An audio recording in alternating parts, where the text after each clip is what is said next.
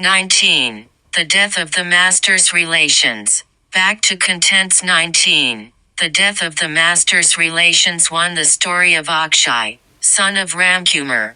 We have already acquainted the reader a little with Akshay, the son of the master's eldest brother Ramkumar. Akshay came to Dakshineshwar and was appointed priest in the Vishnu temple in 1865, a short time after the revered Totapuri came there. Akshay was then about 17 years old. It is necessary to say a few words here about him. As his mother had died at the time of his birth, he became an object of special love to all his relatives. He was only 3 or 4 years old when the master came for the first time to Calcutta in 1852. The master, therefore, had the occasion to take Akshay on his lap and bring him up with loving care for 2 or 3 years before he came to Calcutta. But his father Ramkumar never in his life took him on his lap. When asked the reason for it, he would say, "It will be love lost.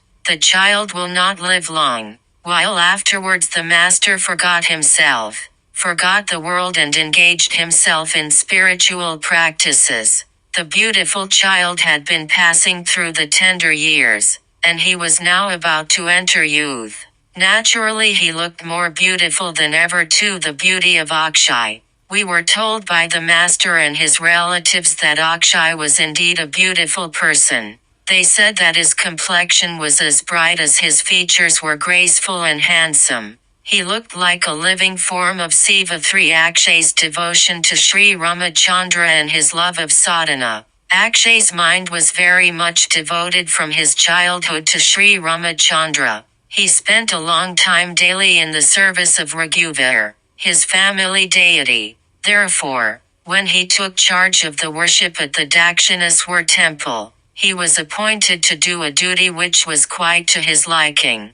The master said, while he was performing the worship of Radha Govinda, he became so much absorbed in meditation that he had no idea of the crowds of people coming and going out of the temple and would not regain his normal consciousness before the lapse of a couple of hours. Having finished the daily worship at the temple, he would go, we have been told by Hriday, to the Panchavati and spend a long time in worshipping Shiva there. He would then cook his food with his own hands and, after taking his meal, apply his mind to the study of the Bhagavata. Besides, by a new urge of the love of God, he practiced so much of nyasa and pranayama that his throat and palate bled and swelled now and again. Is it any wonder, therefore, that such love and devotion on his part to God endeared him to the master? Years passed one after another, till it was the end of BE 1275, AD 1869. Akshay's uncle Rameswar came to know of this trend of his mind and began to search for a bride. It was in the month of Chaitra that a suitable bride was found in the village of Kuchikal, not far from Kamarpukar, and Rameswar came to Dakshineshwar to take Akshay home. Objections were raised against their starting on the ground that the month of Chaitra was held inauspicious for starting on a journey. Rameswar and Akshay did not pay any heed to it and said that the prohibition of the scriptures was not applicable in the case of homecoming from a temporary residence elsewhere. Akshay's marriage took place shortly after he returned home in the month of Vaisak of BE 1276. AD 1869. 5. Akshay fell severely ill after his marriage, recovered and went back to Dakshineshwar. Akshay fell seriously ill when he was in his father-in-law's house a few months after his marriage. Rameswar, on receiving news of this, had him brought to Kamarpukar, where he was placed under treatment and brought round. He was then sent to Dakshineshwar. There his looks brightened and his health seemed to be improving, when suddenly he had an attack of fever. Doctors thought it was a simple fever and that he would be rid of it very soon. 6. Akshay fell ill for the second time. The master had prescience of Akshay's death before he passed away. When he heard that Akshay fell ill in his father-in-law's house shortly after his marriage, the master, we were told by Hriday, had said, "Hridu, the omens are extremely bad. He has been married to a bride of Rakshasagana. The lad will die." I see. When the fever did not subside even after 3 or 4 days, he called Hriday to him and said, "Hridu, doctors have not been able to diagnose the disease. Akshay has a complicated, high and remittent fever. Call a good doctor and administer good treatment to your satisfaction. But the boy, it is certain, will not survive." 7. Hriday's apprehension and behavior when he was told that Akshay would not survive. Hriday said, "When I heard him say so, I took him to task saying, Don't uncle, let not such words pass your lips." He said, "Do I say so of my own accord? I say things involuntarily under the divine influence. I say what mother makes me know and say. Do I wish that Akshay should die?" 8. Akshay's death and the master's behavior. Hriday was very much alarmed to hear these words of the master. He called in good physicians and tried in various ways to cure Akshay, but the disease went on worsening. Akshay suffered for about a month. When his last moment arrived, the master went to his bedside and said, "Akshay, say Ganga, Narayana, Rama." Akshay repeated the mantra once, twice, thrice, and passed away. We were told by Hriday that the more he wept at Akshay's death, the more did the master laugh in ecstasy. 9. The master's agony at the death of Akshay. Although the master laughed that way to see from a high plane of spiritual consciousness the death of his dear nephew Akshay of pleasant looks, it is not as if he did not feel a great shock in his heart. Several times he spoke to us of this event long afterwards and said that although during ecstasy he regarded death as but a change of state, he felt a great void at the death of Akshay. When he came down to the normal state of consciousness, one he could never again live in the mansion of the proprietors after Akshay's death, as it was there that he had passed away. 10. The master's brother Rameswar was appointed priest. Rameswar, the master's second elder brother, was appointed to worship Radha Govinda at Dakshineshwar after Akshay's death. But he could not always be at Dakshineshwar as he was in charge of the whole management of the household at Kamarpukar. He used to place some suitable and reliable person in charge of his duty at Dakshineshwar and occasionally go to his village to stay there. Ramchandra Chattopadhyaya and another person named Dinanath, we were told, officiated for him during his absence. 11. The master went with Mathur to Ranagut. The service of the poor is Narayana there. It was during this period that Mathur, accompanied by the master, went to his Samindari estate and to the house of his own guru. He did this then perhaps to relieve the feeling of want produced by Akshay's death in the master's heart. 4. Just as, on the one hand, the highly devout Mathur regarded the master as God himself and followed him implicitly in all spiritual matters, so, on the other, he looked upon him as but an ignorant child to be protected by him in all worldly matters. There the master saw the extremely miserable condition of the men and women in a village and was very much moved. He invited them all and made Mathur give each of them oil sufficient to cool their head, a full meal and a piece of new cloth. Hriday said that this event happened at a place called Calcutta, near Ranagut. When Mathur, accompanied by him and the master, was on a boat trip in the Churni Canal. 12. The master saw Mathur's own house and that of his guru. Hriday told us that Mathur had his own home in the village called Sanabir, near Satkshira. The villages round it were then included in Mathur's estate, to which he took the master. The home of Mathur's guru was not far from this place.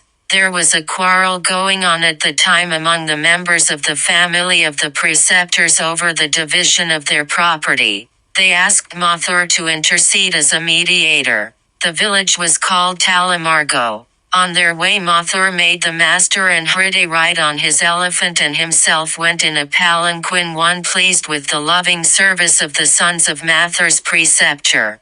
The master spent a few weeks there before he returned to Dakshineshwar. 13. The master occupied the seat of Sri Chaitanya at the Hari Sabha of Calcutta. He visited Kalna, Navadvip, etc. Shortly after he visited the houses of Mathur and his guru and returned to Dakshineshwar. There happened a remarkable event connected with the master at Calcutta in Calcutta. A Hari Sabha, a meeting where Hari's name was sung, used to be in session in the house of Kalanath Datta, otherwise known as Kalanath Dar. Being invited by the Sabha, the master went there and in ecstasy sat on the seat reserved in the name and in honor of Sri Chaitanya, the great Lord. We have given the reader a detailed description of the incident elsewhere. One not long afterwards, the master had a desire to visit Navadvip, and Mathur took him to Kalna, Navadvip and some other places. We have told the reader elsewhere how he met the perfected devotee Bhagavan Das at Kalna and what a wonderful vision he had at Navadvip too. It was perhaps in 1870 that he went to visit those holy places. He did not feel so deeply inspired while in Navadvip as when passing by the silted up shoals in the bed of the Ganga near that place. Asked by Mathur and others the reason of it, the master said that the old Navadvip containing the spots of Chaitanya's divine sport, had submerged in the river. They had been situated where the shoals now stood. That was why he had deep ecstasy when he passed by them. It will not be out of place to mention here, on Hriday's authority, an event illustrative of Mathur's selfless devotion, attained as the result of the wholehearted service he had rendered to the master continually for 14 long years.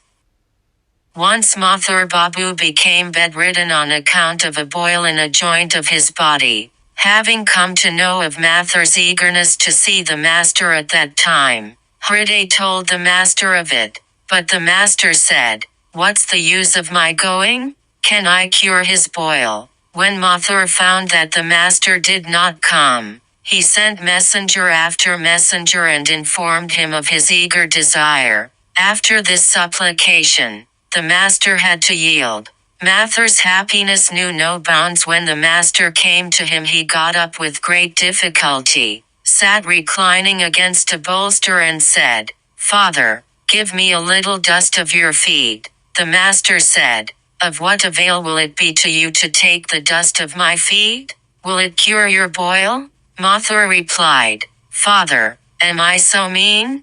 Do I want the dust of your feet to cure my boil? Doctors enough are there for that purpose. I want the dust of your feet in order to cross the sea of the world." As soon as Mathur said this, the master was in ecstasy. Mathur placed his head on his feet and regarded himself as blessed. Tears of bliss streamed out from both his eyes. Mathur was cured of the disease in a short time on that occasion. 15. The profound relation of love between the master and Mathur. We were told by the master and Hriday many things about Mathur's devotion to and faith in the master at that time. Mathur had the firm conviction that the master was his only refuge and resort both here and hereafter. The master's grace for him was also boundless. Although the independent-minded master felt annoyed now and then at some of Mathur's actions, he forgot them immediately, granted all his requests and tried to do what was conducive to his welfare both in this world and in the next. What a strong and profound loving relation subsisted between the master and Mathur is clearly seen in the following anecdote. 16. An anecdote. Once the master said in ecstasy, "As long, O Mathur, as you live, I shall be here, at Dakshineshwar." Mathur was startled to hear it, for he knew that the mother of the universe herself in the person of the master was always protecting him and his family. Therefore, when he heard it, Mathur thought that the master would forsake his family after his passing away. He then said very humbly to the master, "What's this, father?" My wife and son Dwaraka are very much devoted to you."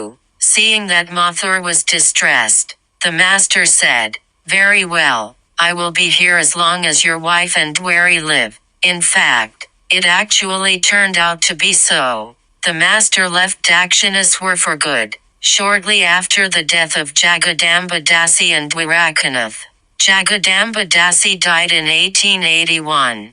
The master was at Dakshineshwar for a little more than 3 years after this event. 17 Another anecdote. On another occasion Mathur said to the master, "How is this, Father? You said your devotees would come, but why are they not coming?" The master replied, "I don't know how long from now Mother will bring them, but Mother herself has revealed it to me. Whatever else she made known to me has proved to be true, one by one. Who knows why this has not?" So saying, the master was in a depressed mood and thought, "Was that vision of mine then a delusion?" Mathur felt sorry to see him depressed and thought within himself that it was foolish on his part to have raised that topic. In order to console the childlike master, he then said to him, "Father, let them come or not, I am here, your devotee, always following you obediently. How then can it be said that your vision has not come true? For I am myself a host." That is why Mother said, "Many devotees would come." The master said, "What you say may be true. Who knows?" Mathur did not proceed further on that topic, but raising another, diverted the master's mind. 18 No wonder that Mathur had such a selfless devotion. What the sastras say. We have told the reader in the part entitled as the spiritual teacher how great changes were produced in Mathur's ideas by his keeping the constant company of the master. Those who render service to a liberated person become, say the scriptures, the recipients of the results of all the good actions done by him. So, is it a wonder that those who serve an incarnation of God should come to be endowed with various divine acquisitions and selfless qualities? 19 Mathur passed away. The ceaseless flow of time with its waves of adversity and prosperity, happiness and misery, union and separation, life and death, brought the world gradually to the year BE 1278, AD 1871. The relationship of Mathur with the master, deepening through the years, reached its 15th year. The month of Vaisak passed. Jyeshtha came and went, and a half of Ashur disappeared into the abyss of the past. When Mathur became bedridden with fever, rising rapidly, the fever turned into a complicated and remittent type in a week, and Mathur lost his power of speech. The master knew beforehand that Mother was going to take her devotee into her affectionate bosom. Mathur's vow of devotion was completed.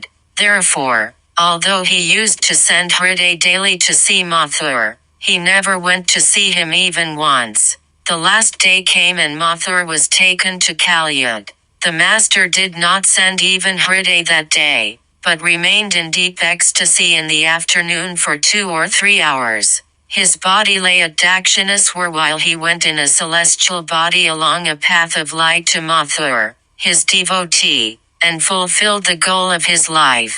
He personally made him ascend to the sphere attainable by a great accumulation of merit. 20. The master saw the event in Bhavasamadhi. When the master's ecstasy came to an end, it was past 5 in the evening. He called Hriday to him and said, Mathur got into a celestial chariot into which companions of the Divine Mother lifted him affectionately, and his spirit went to the sphere of the Devi. Hriday remained silent on hearing it when the night was far advanced. The officers of the Kali temple returned and gave Hriday the news that Mathur had passed away at 5 in the evening. 1. We heard from the master on a different occasion and have acquainted the reader with it elsewhere. 1.